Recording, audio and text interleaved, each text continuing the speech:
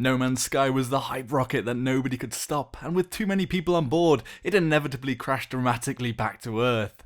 Whether or not you enjoy the game probably rests on how realistic you were about the experience before going in. However, today I'm here to talk about what No Man's Sky could have or could still be, and ultimately what it could learn from its older 2D cousin Starbound, who also is not perfect but had to learn a lot of lessons about procedural generation and the boundaries of people's enjoyment of random exploration. Back in 2013 there was another hype rocket slipping into hyperspace. That was Starbound. It rode on the slipstream of Terraria and boasted not too dissimilar things to No Man's Sky: an almost infinite universe, vast amounts of procedurally generated creatures, along with other things. However, Starbound released wearing the equivalent of gaming Kevlar, the early access tag. The shortcomings were only a temporary thing, and 3 years later we have 1.0. Whilst most would agree 1.0 is an extremely solid experience, bursting with content at the seams, the early access version wasn't received with the universal praise, and wasn't just because of the state of development. There were fundamental problems with the experience that led to the majority of the community having a cold reception. This was the procedural generation. At first there was a lot of hype around the idea that there would be seemingly endless sets of creatures made up of parts from the monster's basement. People were also extremely stoked for the sets of weapons that could be randomly generated with wacky properties. Cluster bombs, poison, the list was quite big. And just like No Man's Sky, a seeding of over 12 quadrillion planets, all procedurally generated from their surface to their core. Once the release came though, there was a response that wasn't expected. Once people had spent a few hours in the game and seen several planets and systems, people started seeing parts of creatures they had already encountered on new beings. The attack patterns were the same, and the biggest thing, there was no point to them. These creatures may have given you meat and leather, but they were as useful as all the other creatures on the endless sets of planets. The biomes too, whilst also extremely pretty, seem randomly thrown together. The procedural engine would create some quite bizarre places with eyeball trees to bone caverns, but to begin with, the planets would have lots of textures patchworked together. It was easy to come across the same little areas on one planet and to see them on the next. It had lost most of its charm.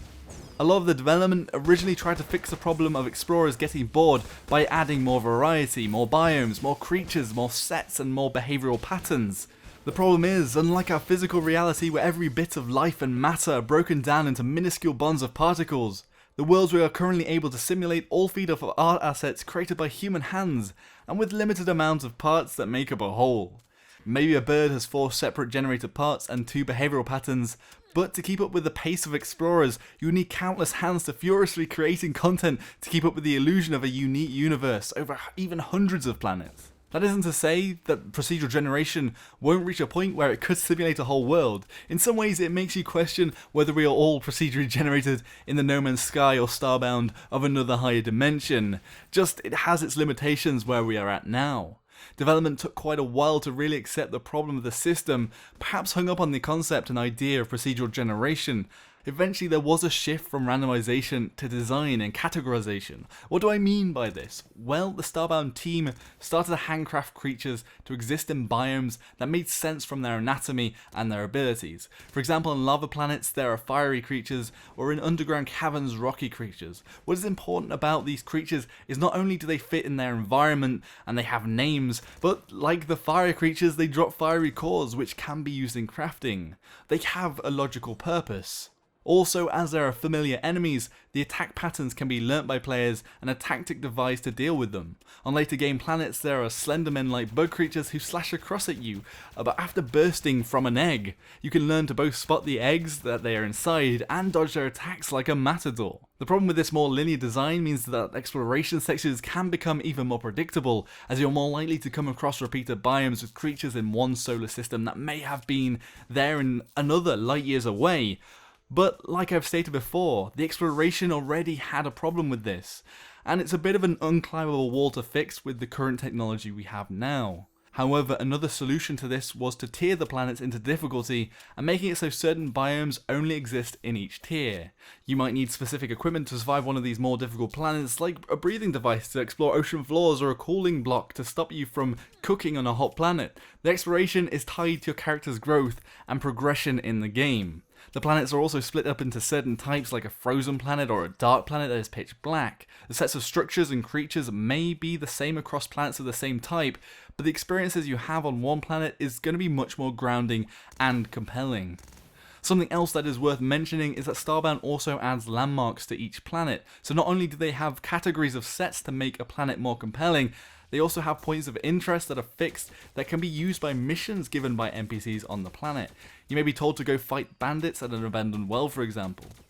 Also, originally there were lots of dungeons and cities put into the game, but they didn't really have any purpose other than random loot. Now they're also tied into this procedural mission system, and most dungeons are still procedurally generated from sets, but they have a purpose, which is the important part.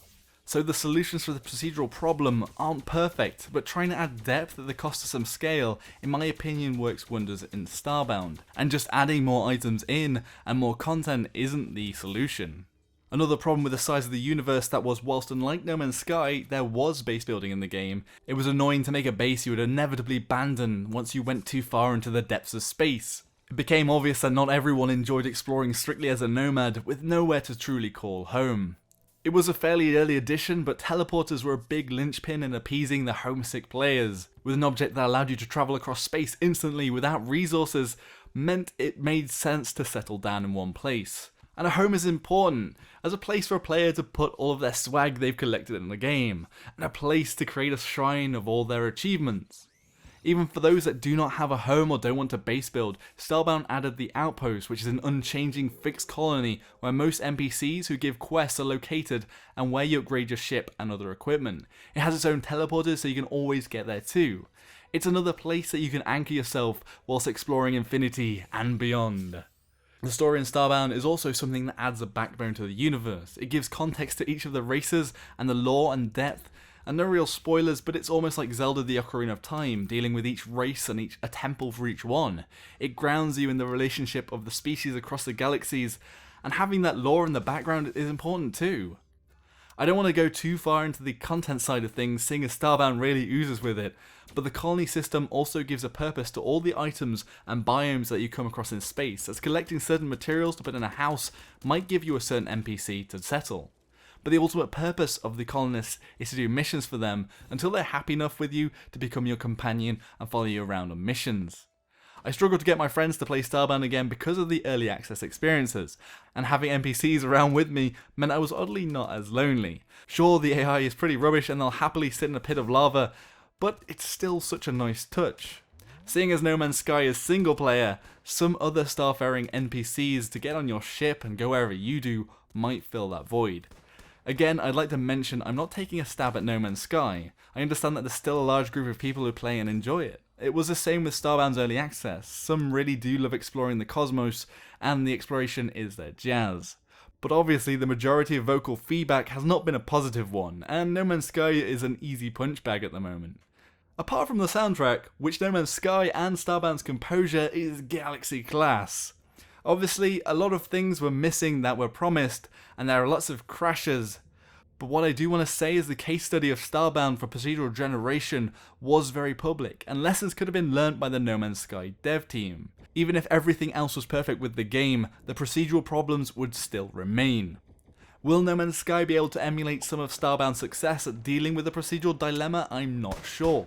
We'll just have to see. At least publicly, the No Man's Sky team are saying they are committed to free updates with base building planned.